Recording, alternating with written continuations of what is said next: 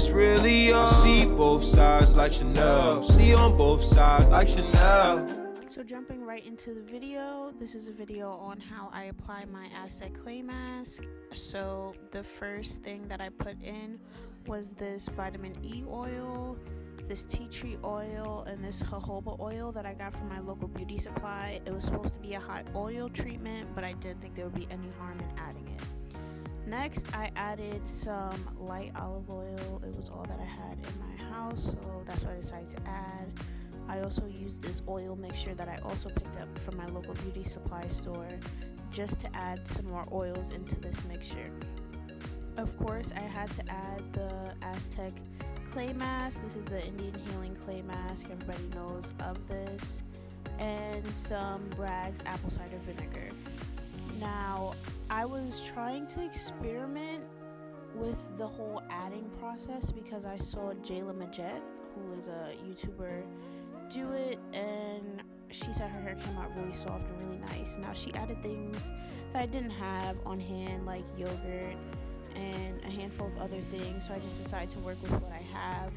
Here, I'm just adding them all into a bowl, and you're going to see me eventually mix them all together. Now, I eyeballed all of this, so I don't really have measurements, but I do recommend going with what you think will work best with your hair in particular. I made this with my hair in mind, so maybe my measurements wouldn't fit your measurements anyways. I also have a lot of thick hair, so I had to make a decent amount, and I had to mix it to a consistency that would spread onto my dry thick hair because I was working on dry hair. So here you see me mixing it, trying to get the consistency I want. This just looks like cement with not enough liquids in it, so I decided to add a little bit more. It wasn't really the consistency that I was going for. It kind of looks grainy, like sand.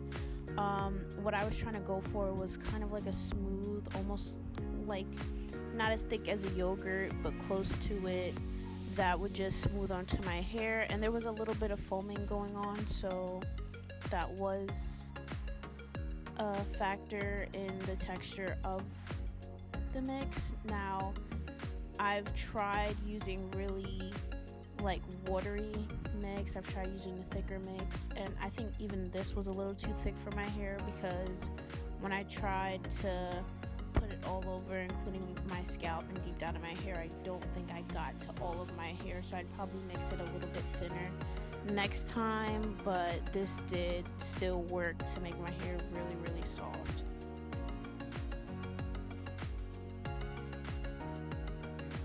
Now here's the consistency I was talking about. This is the consistency that I wanted. Now again, I said it's a little bit too thick for me, so I probably would add a little bit more, maybe of water, not even apple cider vinegar, just a little bit of water. Probably would have went a long way.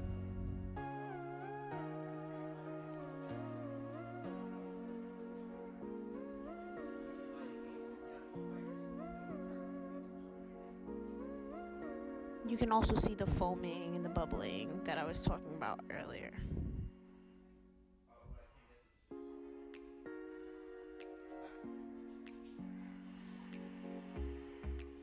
Now, this is my hair. This is an old braid out. In the winter, I tend to just do a lot of braid outs because wash and goes don't really work for my hair, and braid outs just give me the texture I'm looking for. So I separated my hair from the back. I didn't do it all in sections in the beginning. I just separated it into sections as I went, and it did end up working pretty well for me, especially because, like I said, I was trying to get all of my hair, including my scalp, so I was just able to access my scalp a little bit better than if I did bigger sections.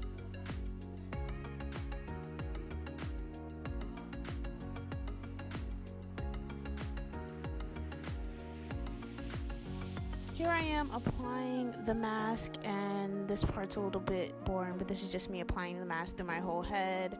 As I apply the mask, I'm trying to finger detangle as best as I can, just because the mask does help to define my curls and give me, like, clump them together and give me just better looking curls overall. So yeah, that would just aid with the process. Now, after an Aztec clay mask, my hair does feel really, really soft. I have used it in the past and it really worked well for me, but I did just find out that I was probably misusing it because I would shampoo afterwards and my hair would get super dry again.